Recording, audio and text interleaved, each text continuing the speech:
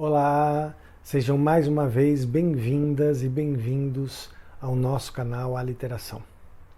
Continuando hoje a nossa trajetória reflexiva múltipla, eu vou mostrar para vocês um bate-papo muito gostoso que eu tive com a Leonarda Glick. A Leonarda Glick é uma atriz, diretora, dramaturga, enfim, uma mulher do teatro, que eu tive a alegria de conhecer em 2013, numa das minhas idas ao Festival de Teatro de Curitiba. E de lá para cá eu venho acompanhando alguns trabalhos da Léo. No ano passado ela se mudou para São Paulo e ela tem feito trabalhos aqui e lá em Curitiba, né? E eu fiquei muito feliz por ela ter aceitado conversar comigo aqui para o nosso canal. E vocês vão ver que bate-papo legal, tá bom? Léo, você é uma pessoa de teatro, mas você escreve não só peças de teatro, como você tem um projeto muito legal que é o Fadinhas Fudidas, né? Que eu também leio de vez em quando. Então eu queria que você falasse um pouco sobre essa sua relação do teatro com a escrita ou do teatro e da escrita, enfim, como é que tudo isso se movimenta na sua vida? Sucedeu. Como é que isso tudo se movimenta na sua vida? Né?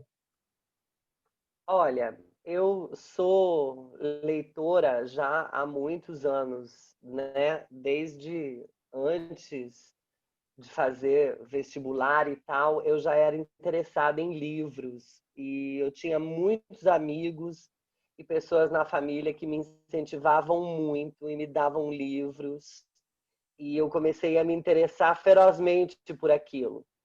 Aí, quando eu resolvi fazer teatro efetivamente, eu achei que o teatro era a linguagem que mais se aproximava do que eu queria dizer, apesar de que a literatura também é, porque, enfim, ela está em outro lugar, mas ela, quando ela vai levada ao palco, ela vira uma outra coisa, né? Uma terceira, digamos assim, uma união das coisas anteriores. Então, eu fiz muitas peças clássicas, textos clássicos que você possa imaginar, brasileiros e estrangeiros, de alguns eu gosto muito, inclusive, e tal, mas eu achava que a história ainda carecia ser contada de outros modos, que não aqueles que estavam ali sempre presentes nos textos encenados do teatro, né? Agora eu vejo que nesses últimos 10 anos isso tem mudado muito no país, para melhor, o entendimento das pessoas tem se aperfeiçoado em relação a isso, porque existem assuntos do nosso tempo agora que precisam ser contados. Se a gente não contá-los, outros contarão pela gente. Então, o meu começo é mais ou menos esse, escrevendo para teatro. Aí eu arrisquei fazer a primeira pecinha para ver no que dava, a segunda, a terceira, fui gostando da brincadeira à medida em que eu tinha liberdade para criar, né? Muita coisa, porque você acaba sendo livre, como a dramaturgia é um campo que você é livre, você faz a tua, não tem um modelo, quer dizer, tem os modelos consagrados, mas tem outras formas surgindo cada vez mais, né? Enfim, não sei se eu respondi a pergunta. Sim, sim. E deixa eu te perguntar uma coisa. Você é de Curitiba, mas você está Sim, morando em São Paulo. Ah, acho que você mudou para sim São Paulo também. no ano passado, né? Você mudou para São Paulo ou foi esse ano? Isso. No ano passado? Não, foi fevereiro de 2019. Isso, ano passado. Mas você, mesmo morando em São Paulo, continua ativa na cena artística e cultural de Curitiba, inclusive. Né? Você não foi uma mudança definitiva no sentido, agora estou em São Paulo, fico em São Paulo e não mais Curitiba. Você continua atuante na cena de Não, Curitiba, né? eu vou, o povo de Curitiba às vezes me convida para trabalhar com eles, eu vou e tal. Mas como agora eu estou morando aqui e isso tem acontecido menos, né? Eu tive mesmo morando aqui em Curitiba algumas vezes, ensaiando espetáculos. Geralmente é para trabalhar que eu vou para Curitiba. É curioso isso, né? Mesmo estando aqui. E aproveita também, a gente aproveita que é perto, né? Curitiba é logo ali. Logo ali. Não é tão longe, digamos assim, em relação a outros lugares. E tem eu gosto do meio cultural curitibano. Tem muita gente incrível, pode apostar.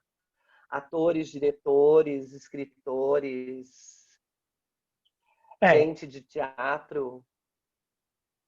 O meu contato com Curitiba é através do festival, né? Porque eu fui ao festival já 5 vezes, 2 para me apresentar e 3 para assistir, né? Então, assim, eu tenho realmente um carinho muito grande por Curitiba por conta do festival. Mas eu queria que você, então, tentasse falar para mim, que sou de São Paulo, né, mas frequento o Festival de Curitiba, o que você vê de comum e de diferente na cena cultural de Curitiba e de São Paulo? Você que atua, não só conhece as duas como espectadora, mas atua Boa nas pergunta. duas, né? Ótima pergunta, aliás. Estou aqui, inclusive, dando uma pensadinha. Assim, tem muitas semelhanças. Assim, tem um teatro de comercial estabelecido, né? Digamos assim, que não importa o que aconteça, sempre estará levando alguma coisa em cartaz. E tem o teatro de pesquisa, né? Tem o teatro experimental, o teatro de grupo, desenvolvido aí, né? Pelos grupos de ambas as cidades, que são assim, você vê uma certa similaridade na trajetória, e mesmo pessoas de outros lugares do Brasil que vêm morar em São Paulo, artistas, né, vêm buscar uma vida melhor aqui e tal, ou mais oportunidades de trabalho, enfim. Tem muitos grupos, essa lógica dos grupos, né, como caracterizadora de uma linguagem específica. Enfim, pelo menos é assim que a coisa está nesses últimos tempos. Também não sei se respondi a pergunta. Então, para falar desse negócio dos teatros de grupo, principalmente, né? Porque você fez essa diferenciação entre o teatro comercial e o teatro de grupo, que existe tanto em São Paulo quanto em Curitiba, né? Existe, e tem gente muito criativa, tanto aqui em São Paulo quanto em Curitiba, companhias, inclusive grupos de teatro de muito tempo, sabe? Gente que trabalha há 20, 30 anos junto e tal. E aí tem os artistas fazendo também o seu caminho à margem disso, digamos assim. Que é exatamente o momento no qual eu me encontro agora. Como eu estou longe e não estou fazendo teatro de grupo com ninguém, resta uma saudade, mas assim, também é uma experiência distinta, você se reunir com outros artistas, né? A promiscuidade criativa e tal. Isso também é muito similar ao teatro entre o teatro de Curitiba e o teatro paulistano. Então, mas são cidades quase Curitiba é quase uma colônia de São Paulo, sabe? Estabelecida ali no sul, tipo um bairro. Você viaja e chega ali naquele bairro e tal. Uma cidade de gente muito comportada. Nesse caso é diferente de São Paulo, porque São Paulo é mais circulação de pessoas, artistas e, portanto, linguagens. Enfim. Então, mas o que eu queria falar em relação aos teatros de grupo é que uma característica dos teatros de grupo de São Paulo, na minha percepção, é que eles têm uma certa influência das universidades, normalmente são grupos oriundos das universidades, ou de programas de políticas públicas. Então, por exemplo, a gente tem o Teatro Vocacional aqui em São Paulo, a gente tem a galera da SP Escola de Teatro que vem de uma política pública, né? Então, assim, esse teatro de grupo de São Paulo, ele está mais ligado a instituições públicas, a programas públicos, a universidade, enfim. Isso acontece em Curitiba também ou não? Acontece, mas em menor escala.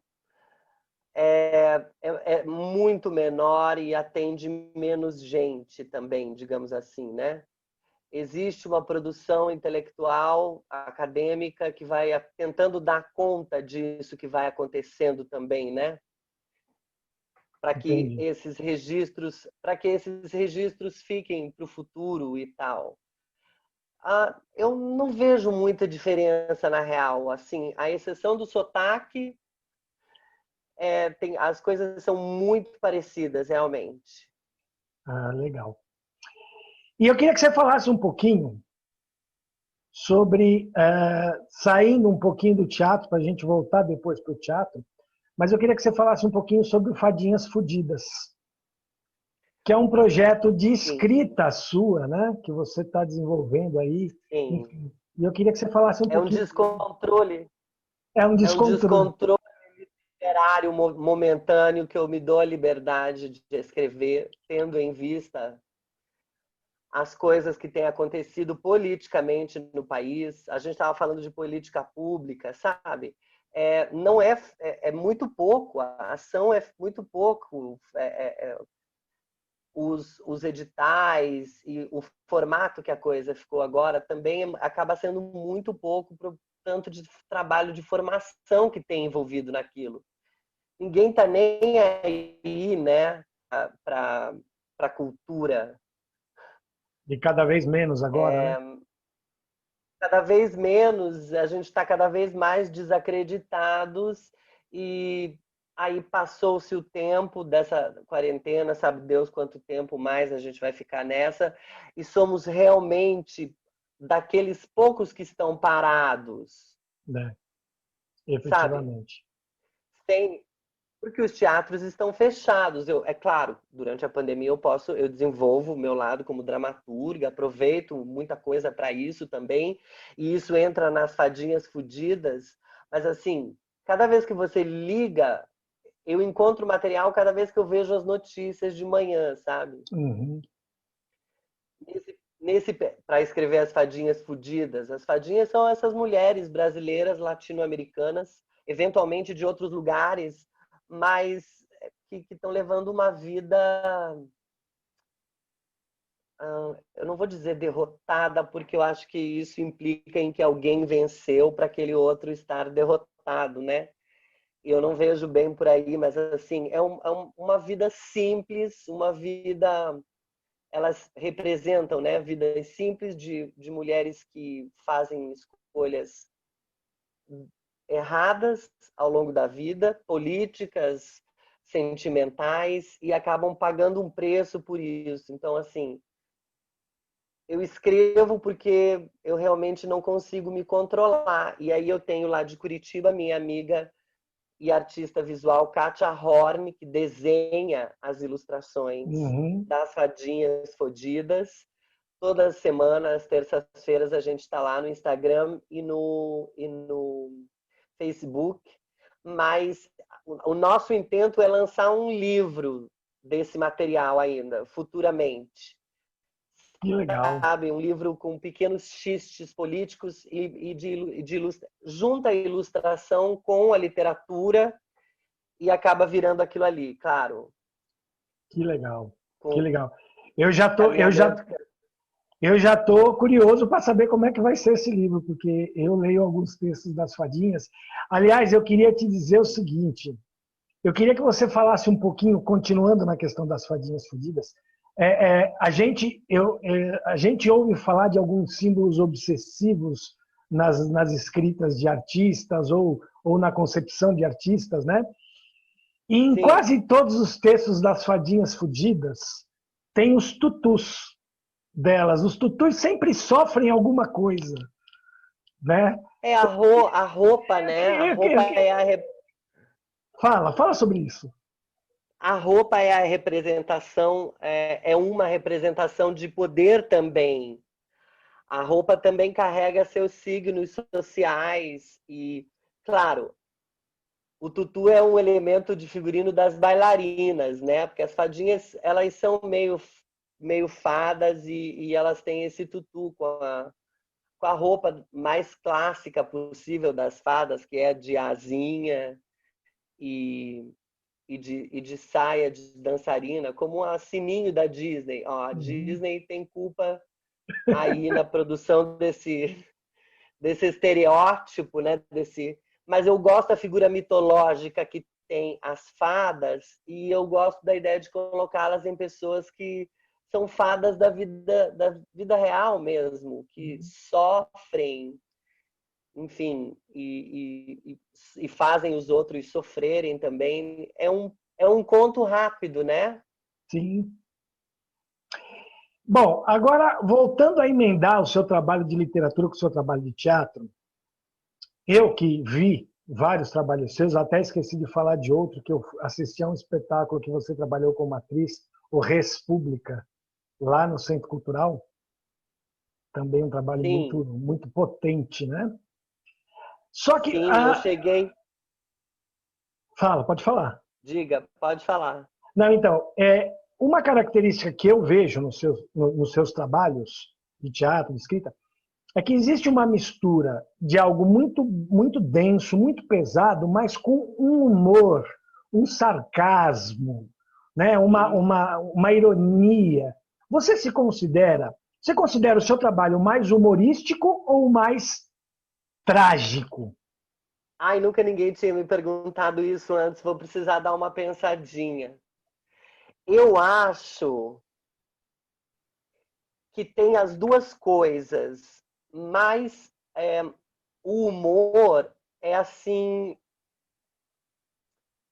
eu acho que é um modo da gente lidar com as coisas também, sabe? Não se levar tão a sério, nem levar ao outro tão a sério. E a gente está num momento em que as visões de mundo fundamentalistas são as que estão chegando no poder, né? Uma coisa é isso, outra coisa é aquilo, você não pode fugir da lógica. E quem foge dessa lógica acaba sofrendo um pouco, né? Digamos assim. Não sei se você está me entendendo. Sim, estou te entendendo, com certeza. Enfim, você ia falar alguma Não, coisa? não, pode continuar, pode continuar. Se você, É isso.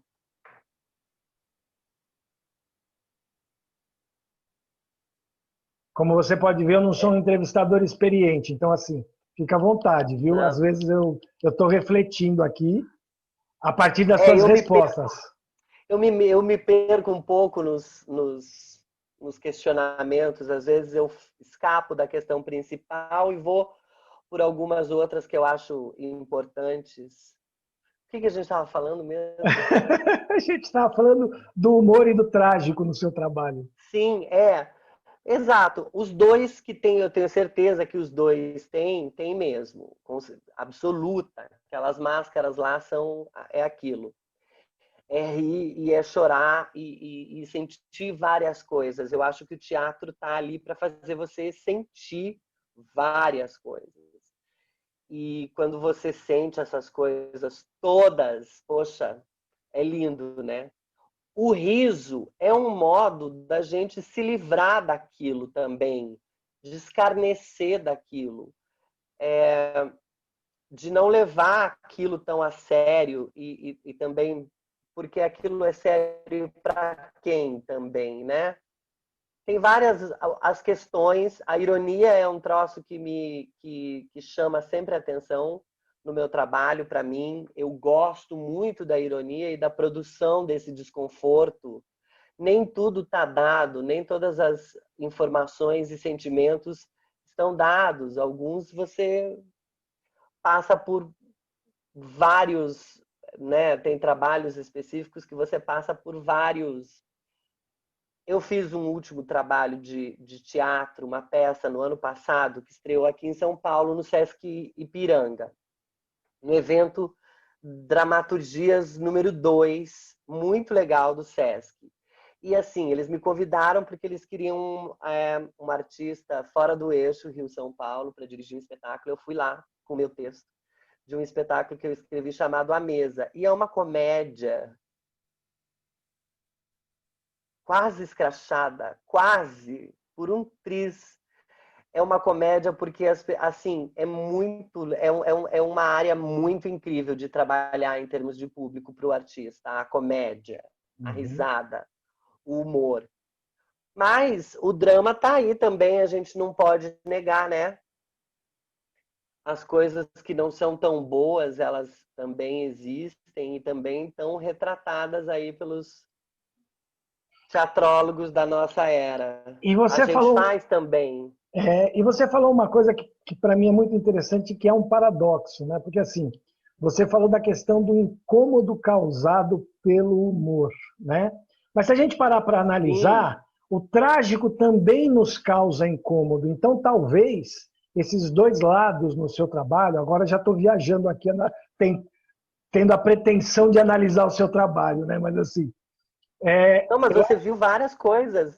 eu acho que esses dois lados do seu trabalho caminham sobre um denominador comum que seria essa coisa do incômodo, né? Porque o humor do seu trabalho não é aquele humor raso, não é aquele humor que nos Não é deixa um besterol. confortável, não é aquele humor que nos deixa confortável, não.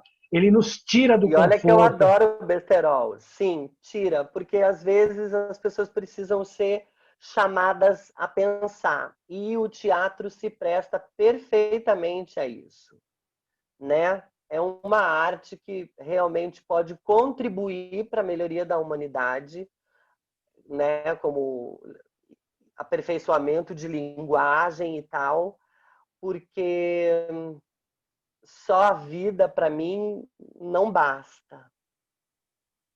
É, a vida é pequena, né? A vida é pouca. Eu acho.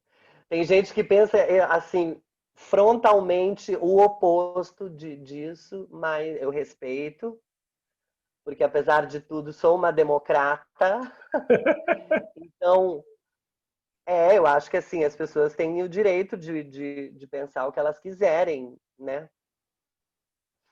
Sim. Deixa eu te perguntar uma coisa. Eu queria que você tentasse explicar para mim e também para as pessoas que vão conhecer daqui para frente. O título do seu livro que eu tenho é A Perfodrama. O que é esse termo perfodrama?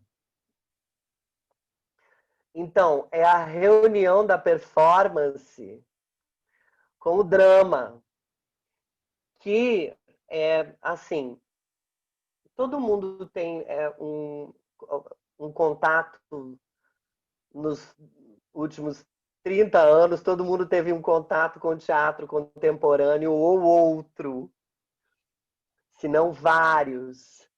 E eu percebo uma tendência que já está confirmada aí por instituições e outras pessoas que não só eu, mas uma confluência de ideias entre a performance e o drama mesmo, o próprio fazer teatral, que a performance e o teatro se namoram há décadas, eu já sei, né? Mas esse namoro produziu muitas coisas que a gente fala pouco delas. E aí eu pensei que perfodrama era um nome legal para unir o que seria uma dramaturgia performática, também pela liberdade que esses textos dão para serem encenados. Muitos dos meus textos vêm com poucas rubricas, justamente para que o diretor e o grupo possam se divertir na hora de encenar. Uhum. Às vezes você precisa demarcar onde é que a cena está se passando. Olha, uma cozinha dos anos 40. Se eu preciso que essa informação seja passada, eu tenho que correr atrás. Mas se não é nada assim muito específico, eu gosto de deixar aberto, mais do que guiar o olhar do diretor, eu acho. Certo. Mas Respondi também? respondeu. E como você vê o seguinte, você colocou essa sua dramaturgia performática, né? Ou essa perfodrama em livro, Isso. em livro. Ou seja, você deu a um leitor, a um público leitor, talvez uma liberdade semelhante à que você dá aos atores e diretores a encenarem as suas peças. Como é que você vê essa Sim. coisa dessas peças serem lidas? Você acha que elas... Ai, eu adoro. Eu acho assim, se a gente publica é para que os outros vejam isso de algum jeito, não é? Senão a gente mantinha aí na gaveta. Aliás, eu tenho vários na gaveta que eu estou só esperando a hora. Mas assim, porque a gente sabe também que é difícil publicar num país como o Brasil, um país, aliás, que pouco lê, que as livrarias estão fechando e as igrejas estão abrindo. Pois é. Então, assim, é uma empreitada difícil, ainda mais peça de teatro, que daí fica dentro da categoria de literatura dramática, que está lá escondida no final Da da livraria. biblioteca, da Tá. livraria e tal. Mas, assim, é muito legal quando os grupos e as pessoas e a coisa vai indo para onde você não consegue estar fisicamente e as pessoas leem e muitas mandam notícias sobre o que acharam, né? Ou pedidos para ler o texto. Eu adoro quando querem fazer leitura e tal. Eu acho que lancei o livro justamente para que ele fosse eventualmente lido, montado, esses textos fossem conhecidos. Acho Bom, que esse é um... bom, então deixa eu te perguntar uma coisa. Eu vejo um paradoxo no nosso país atualmente, que a gente falou da questão das políticas públicas e da cultura sendo cada vez mais desprezada, né, É, pelo meio, eu, eu pelo até meio nem estatal, queria, né? na hora que falei até pouco. Falei pouco sobre. Estou te interrompendo, me Não, desculpa. fala à vontade. Não, só eu falei que falei pouco de política pública. Você perguntou se aqui era igual em Curitiba e tal. O triste é que ninguém está se importando. E agora, na hora da pandemia, menos ainda, porque como os teatros estão fechados, não tem muito o que ser feito. As pessoas têm que esperar, o recado é claro. E assim, poxa, o teatro já vinha no Brasil tão cambaleante antes da pandemia, que assim, me parece que a pandemia é quase uma rasteira final, sabe? Tipo, fique aí. Eu estava com um espetáculo para estrear na pandemia e não deu por causa, enfim, foi cancelado antes, mas era para ter estreado em junho no CCSP um solo meu chamado Trava Bruta, que foi aprovado no edital de dramaturgia deles. Ah, dos pequenos formatos? Sim, Ah, que legal. esse edital, por exemplo, é genial e Genial. não tem um igual a esse em Curitiba. É Que verdade. você se inscreve e submete o texto. Se depois o texto for aprovado, você ganha o dinheiro para montar. Mas não é um edital de montagem. É o Você não edital do tem que texto. mandar lá. Isso é muito legal. Eu E é também um acho. pouco está à frente dos outros lugares de cultura, secretarias municipais e afins, E, fazer isso e no que, edital. infelizmente, dependendo de quem ganhar a eleição para a Prefeitura de São Paulo, talvez deixe de existir, né? Talvez. Nós esperamos que não e que a gente consiga apresentar, porque eles já nos pagaram. Agora precisa apresentar, né? Mas então, Agora eles não vão querer jogar esse dinheiro fora. mas o paradoxo que eu queria mostrar, apresentar para você conversar sobre ao mesmo tempo que a gente no país vê um desmonte das políticas públicas na área da cultura cada vez maior, por outro lado, a gente vê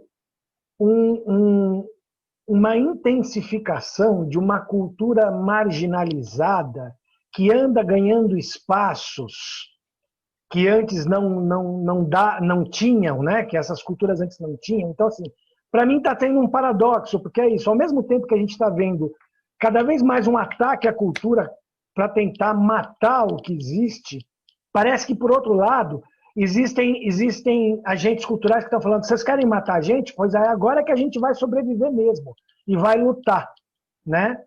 E tá, E vai. então eu queria que você falasse sobre isso. Deixa eu pensar aqui. A gente vai lutar contra o que quer que seja. A gente espera. Eu gostaria que nós não tivéssemos que passar por isso que a gente está passando agora, por essa quantidade exorbitante de gente que está morrendo diariamente e que o governo do país não se preocupa com absolutamente nada, por exemplo. Realmente, se abrisse amanhã o teatro, eu não sei se eu iria fazer uma peça ou assistir uma peça, porque eu também tenho medo, né? Então você não pode expor as pessoas. Não é só se expor, é expor as pessoas. Nosso governo não tem o menor compromisso com a saúde. Roman, que dirá com a cultura? Pois é. Mas assim, tem uma coisa também. A questão das minorias historicamente excluídas é uma questão também histórica que vem se desenrolando aí ao longo dos anos. Uma hora elas encontram voz e uma maneira de se posicionar e uma maneira de lutar para sobreviver. Então, seja na questão negra, nas minorias sexuais, enfim, nas pessoas com questões corporais, mobilidade reduzida e coisa e tal, nós estamos muito pouco evoluídos. E, como esse assunto não está terminado, ele acaba ressurgindo.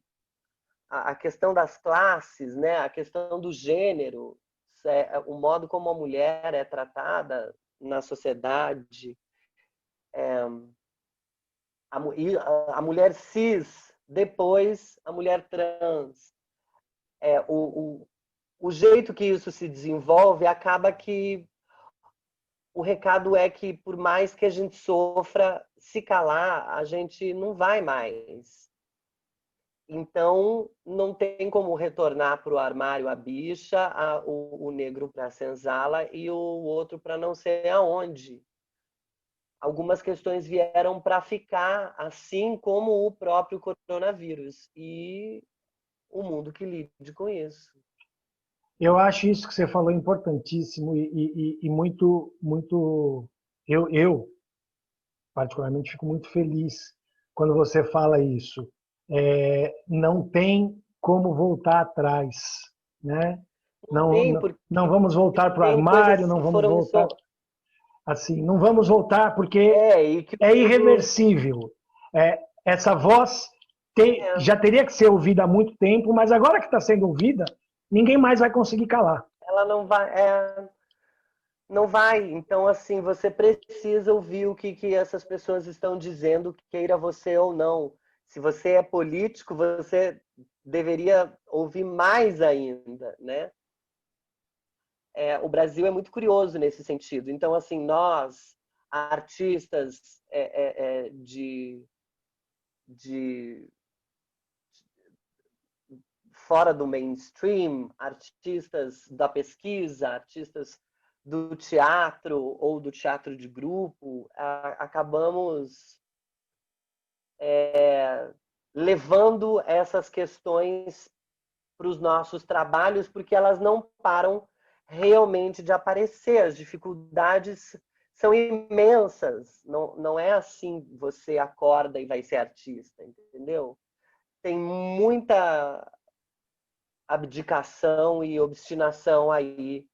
Então, claro, respeitados os privilégios, eu falo aqui dos meus privilégios que eu tive de estudar em determinados locais, enfim, os privilégios por ser branca, mas outros desprivilégios por outras questões, enfim. Então, Eu acho que vai junto, ao mesmo tempo em que a grita caminha do lado alguma coisa falando sobre isso esteticamente, né? A gente tem hoje mais artistas trans no Brasil do que tínhamos há 10 anos atrás, e isso é realmente um passo à frente, não é?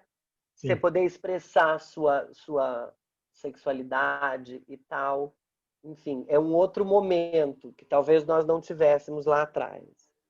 Mas o Brasil é tão estranho que a gente nunca sabe quando é que pode acontecer tudo isso de novo, sabe? É verdade. Eles quererem nos proibir de falarem o que a gente pensa e nos censurarem mesmo. Bom, você falou aí de República 2023, a peça do grupo A Motosserra Perfumada que eu fiz aqui em São Paulo no ano passado. Foi uma história ótima, porque eu cheguei em São Paulo e 2 meses depois eu caí no grupo mais louco de teatro de São Paulo, os meninos do Recife, enfim, muito legal, né? Tem um de Limeira, outros de Recife, eles moram em São Paulo, e esse texto do Biagio Pecorelli é incrível. Quando eu li assim, eu falei, uau!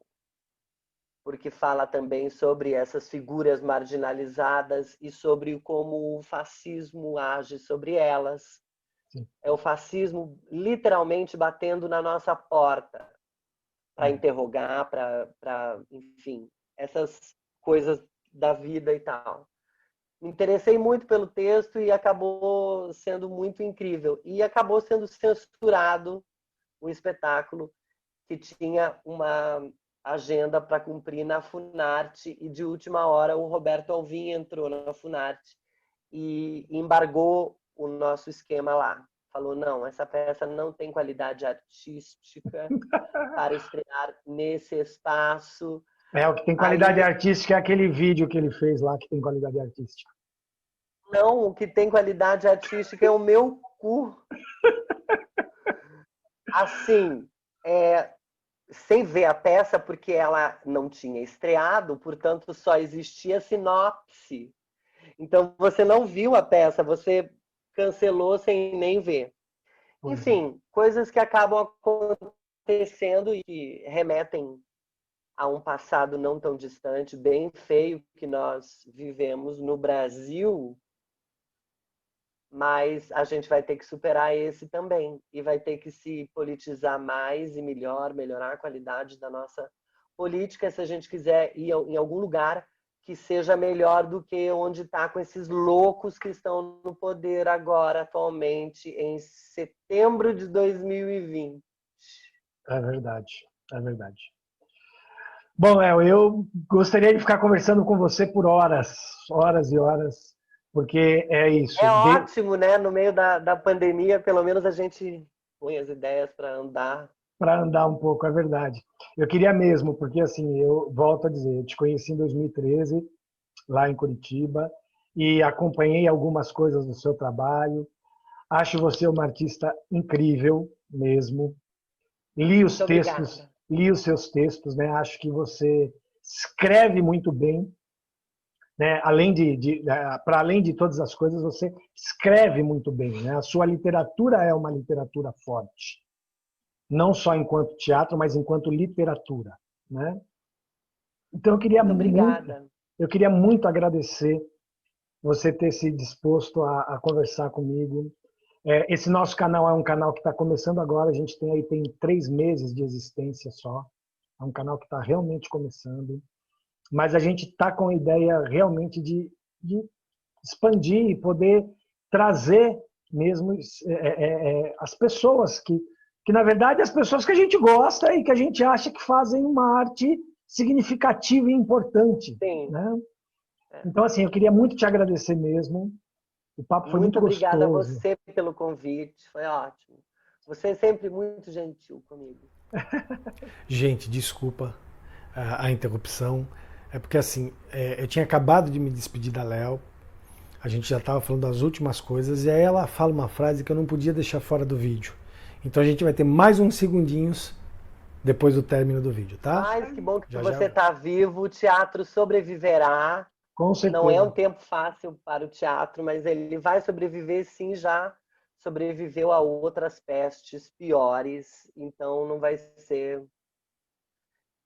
Essa que vai derrubar, né? Não vai ser já, por enquanto. Exatamente. Léo? Bom, gente, é isso. Agora sim, esse foi o Papo com a Léo. E a dica de livro dessa semana, logicamente, é o livro escrito pela Leonarda Glick, chamado A Perfodrama de Leonarda Glick, Literaturas Dramáticas de uma Mulher Trans de Teatro. Esse livro que vocês estão vendo aqui. Ele é composto por 6 textos de teatro que a Léo escreveu, e nesses textos ela mistura um humor sarcástico, quase grotesco, com uma tragédia intensa, dramas profundos, e ela acaba trazendo imagens meio surreais, quase absurdas em alguns momentos. Uma das peças que compõe o livro se chama As Três Irmãs, que é uma livre adaptação da obra do Chekhov, que tem o mesmo nome. Tem uma outra que se chama Cutelo Assassino, cujo subtítulo é Uma Tragédia Grega de Atrocidades. Mas para ilustrar bem esse universo de mistura do humor sarcástico com a tragédia, com o drama, eu escolhi uma fala de um personagem chamado Marcello, da peça Stoccarda, que também compõe o livro. E nessa fala o Marcello vai conversar com um outro personagem chamado Paolo, e vai dizer as seguintes palavras. Não vejo por que razão, Paolo. Você deve estar aí, falando que seria capaz de matar-se unicamente por se sentir triste. Eu jamais me mataria por estar triste, Paolo. Talvez eu fosse capaz de matar uma outra pessoa se estivesse triste, mas nunca me suicidaria. Se eu algum dia me matasse, Paolo, seria por acidente. E se eu algum dia me matasse por acidente, Paolo, lamentaria muito que isso acontecesse. É isso, gente. Espero que vocês tenham gostado. Mais uma vez eu peço a todas e todos para assistirem aos vídeos, comentarem, curtirem os vídeos, se inscreverem no canal, compartilharem com as pessoas, visitarem o blog, as redes sociais, enfim. Ajudarem a gente a ampliar cada vez mais esse nosso trabalho e a fortalecer cada vez mais esse nosso trabalho que a gente faz com tanta alegria e com tanto carinho. Tá bom, gente? Valeu. Até a semana que vem. Tchau, tchau.